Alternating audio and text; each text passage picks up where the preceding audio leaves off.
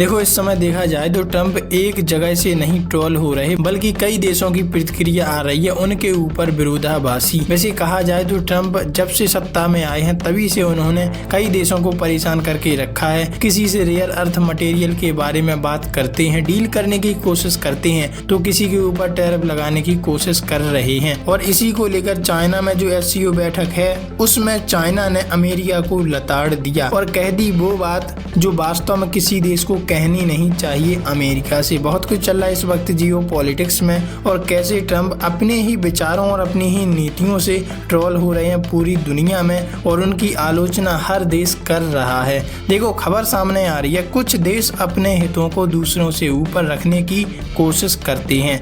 SCO बैठक से पहले चीन का ट्रंप पर निशाना। अमेरिकी राष्ट्रपति डोनाल्ड ट्रंप की ओर से भारत, चीन और ब्राजील पर लगाए गए टैरिफ और ब्रिक्स को लेकर दिए गए बयान के बाद से दुनिया की राजनीति में काफी बदलाव देखने को मिला।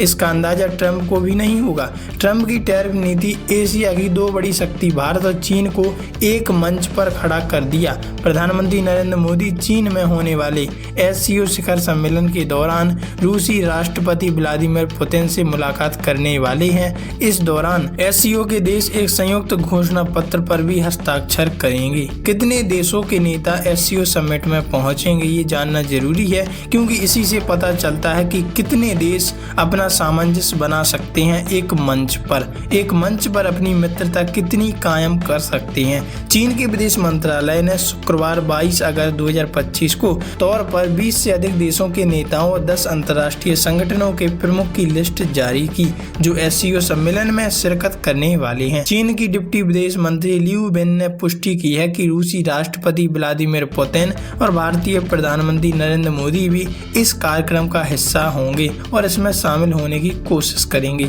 ज्यादा से ज्यादा देशों को एकजुटता दिखाने की है जरूरत।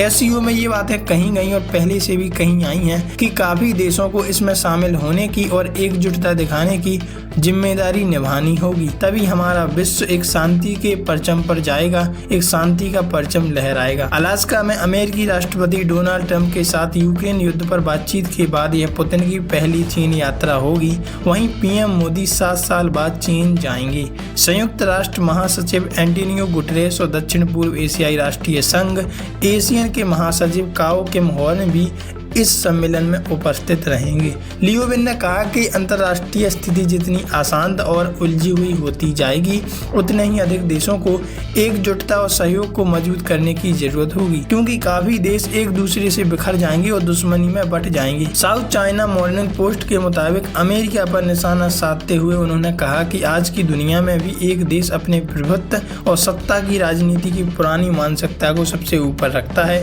उसे ये नहीं लगता कि हम दूसरे देश पर कितना टैरिफ लगा रहे हैं, उसका कितना नुकसान कर रहे हैं। कुछ देश अपने हितों को दूसरे से ऊपर रखने का प्रयास कर रहे हैं, जिससे विश्व शांति और स्थिरता को गंभीर खतरा पैदा हो रहा है। वैसे आप इस बारे में क्या कहना चाहते हैं? क्या वास्तव में अमेरिका को ऐसा करना चाहिए जैसा वह इस समय कर रहा है? कमेंट में लिखकर अपनी राय जरूर साझा करें।